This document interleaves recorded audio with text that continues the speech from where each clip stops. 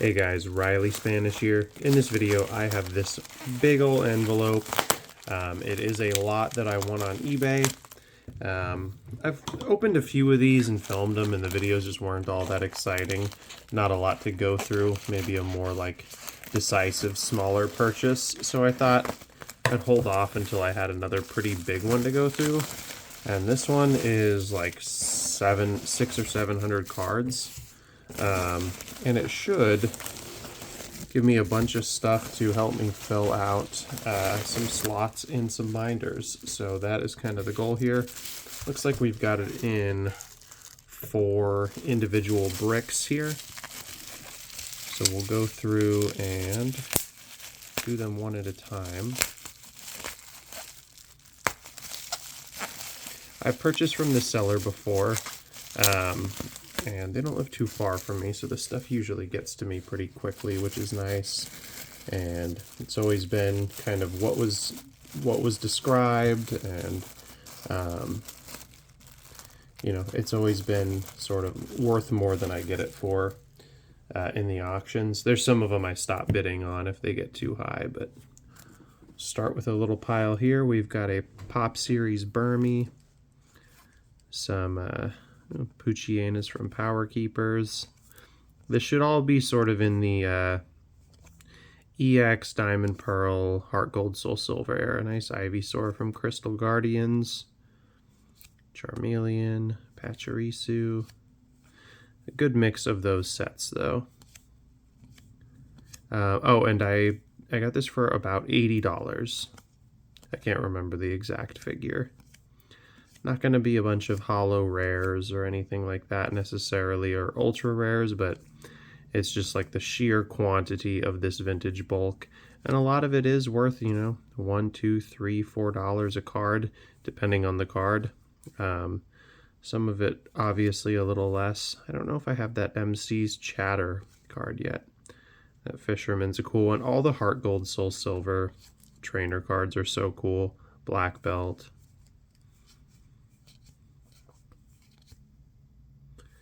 Stormfront, Mamoswine.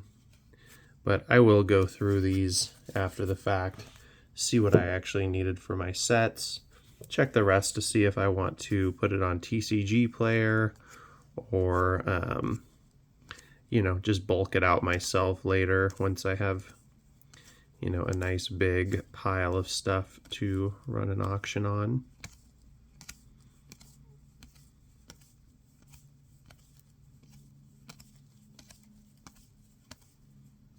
Bunch of that Charmander from Power Keepers. I've been seeing that one pop up quite a few times.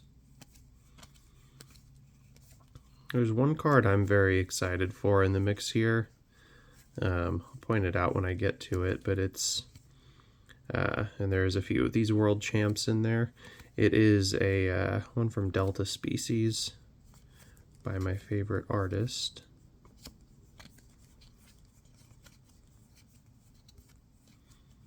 And these are not in bad shape. I'm sure there's wear to the back of them, like edge wear and stuff. Maybe a little bit of damage, but none of these so far have been like creased or anything too gnarly. Hopefully majority are like moderately played.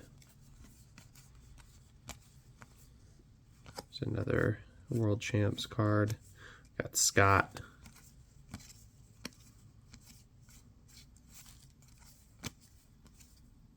Snowpoint Temple.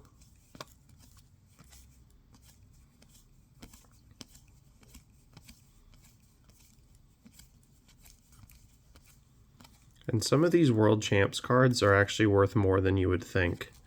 I always look them up, and they actually do sell. I'm not sure, you know, how many people specifically collect those. This Switch card, for example, here, getting sidetracked. This card's like $1 by itself. Not because it's like a special card or anything, just a normal common or uncommon, but it's because the Heart Gold, Soul Silver era had such cool artworks on their trainer cards. And getting to the end of the first pile, some more Pop Series cards. I don't think those are any that I needed, but that is a quarter of it.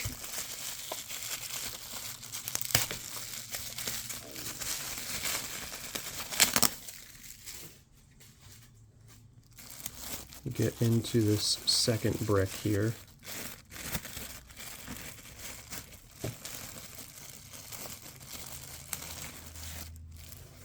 And right on top, we've got a Gardevoir from Platinum, Espeon from Majestic Dawn. That is a nice one. Combuskin from Power Keepers.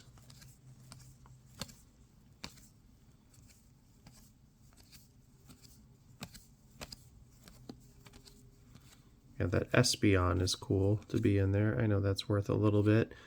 Master Ball.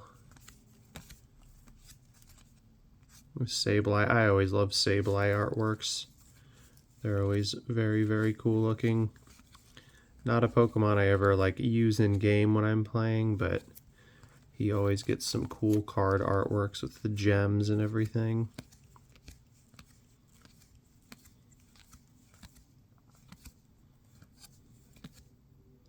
I definitely think there will be a handful of slots I can fill in my binders though. Multi-Energy, Double Rainbow. This card's like $4 or $5, I believe.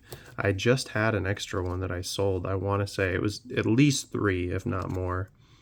And then Rainbow Energy from Dragon Frontiers, some World Champs. Holon Lake from Holon Phantoms.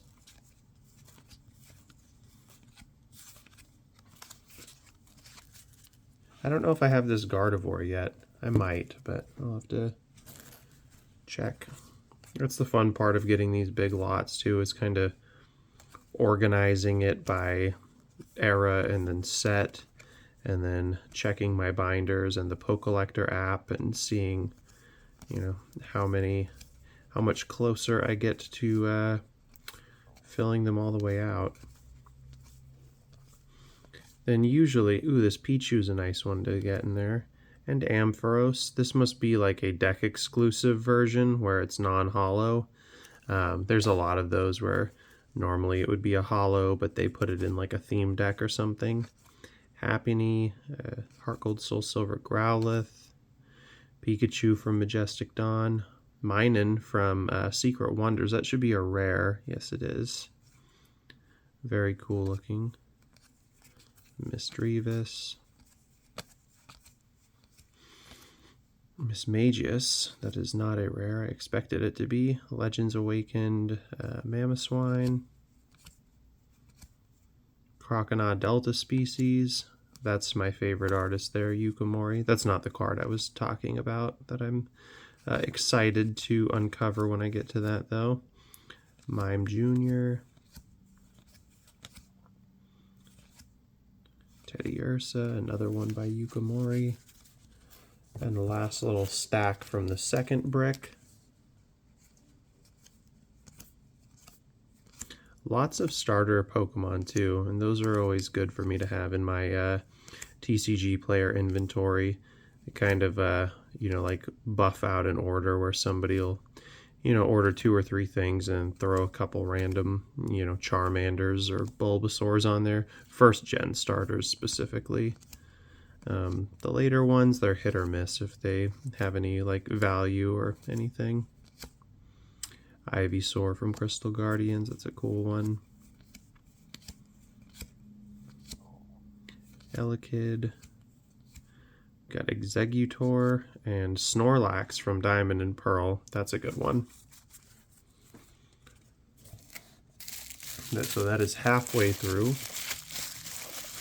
Nothing of extreme value, but like I said, handful of cards that are worth, you know, several dollars a piece.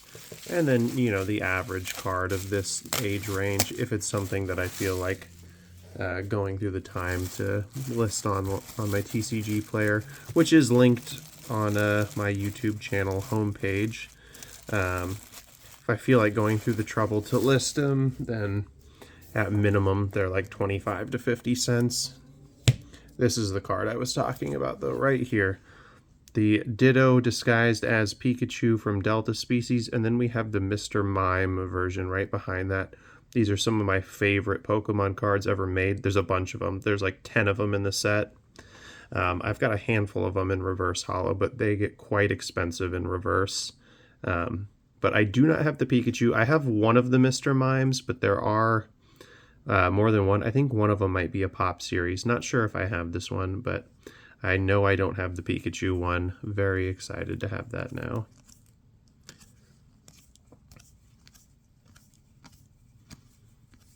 Not only do I love the claymation ones, but I love the concept of Ditto's disguises like that. There's another Sableye card. This one from Holon Phantoms. That one's pretty cool. Yeah, not necessarily a favorite Pokemon. I just always love the cards they do of it.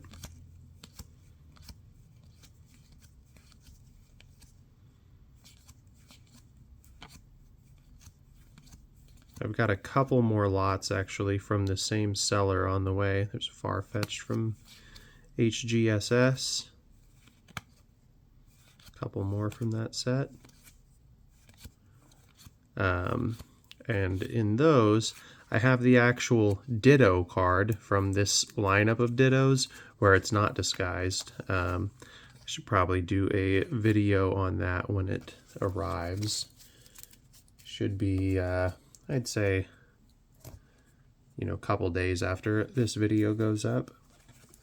Probably posting this Christmas Eve. That should end up getting to me probably the weekend after Christmas. The seller I ordered or won all these lots from on eBay. They just live a little bit further south in Florida. Starmie from Deoxys. I don't think I have that card yet.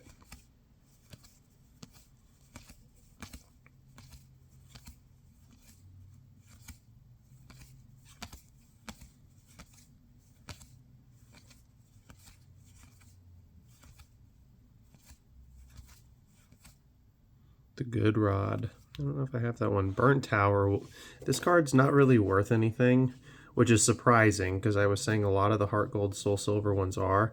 I mean, it's worth like 50 cents or so, but you'd think it would be one of the favorites of the set. It is such a cool artwork with all the legendary cats. They are cats for the record. Crobat, that is a rare from the Mysterious Treasures set. Technically they're beasts, but everyone calls them the legendary dogs. I mean, they're literally just big cats. They're not dogs. So let the record show. And then one more pile from the third brick of cards. We've got a Togepi from Great Encounters.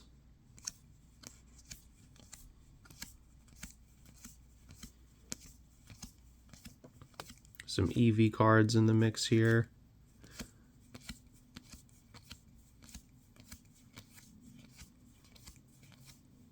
This Budew has been kind of a weird one for me. So I ordered a lot that I thought had this in it, but it was like one of those things where they just send you random cards and the pictures aren't what you're bidding on. It was very unclear, but anyways, ended up, deciding I'm not going to buy from that seller anymore, obviously, because I only bid on the lot because it had this card. I knew I needed it. It's like $6. I won the auction for very little.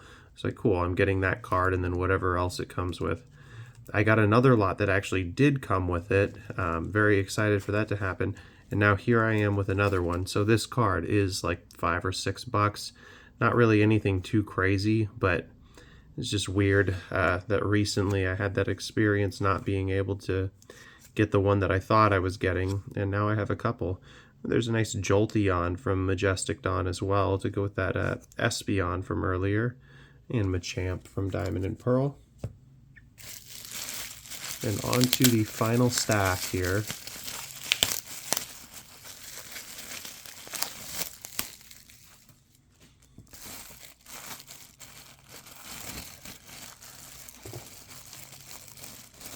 But, most of these are kind of stacked up in a way where I don't really know what's necessarily going to be in it, other than the couple that are very clearly visible when I'm looking at the listing.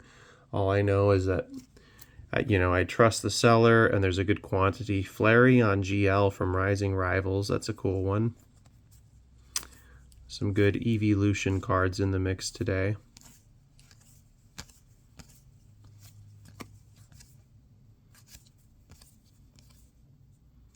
Heracross from Heart Gold Soul Silver. Pidgeotto from Call of Legends.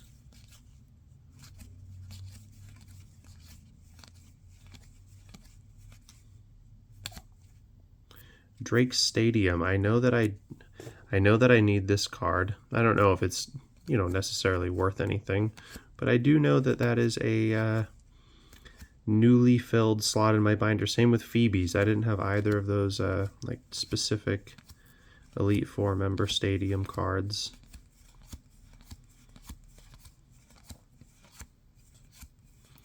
Maybe I had Sydney. I don't remember. Castaway. I believe that that's actually a decent one as well, if I remember correctly. There's a couple random trainer cards from Crystal Guardians that are worth like $4 or $5. Much of this Holon Transceiver card. Such a weird artwork on that one. The silhouette of the human face.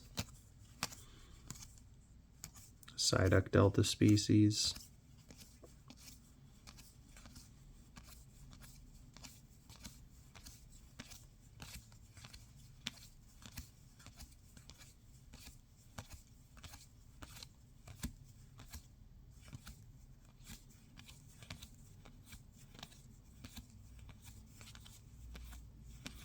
Each of these stacks is another one of those Budew. So just in Budew alone, I've got $10 here.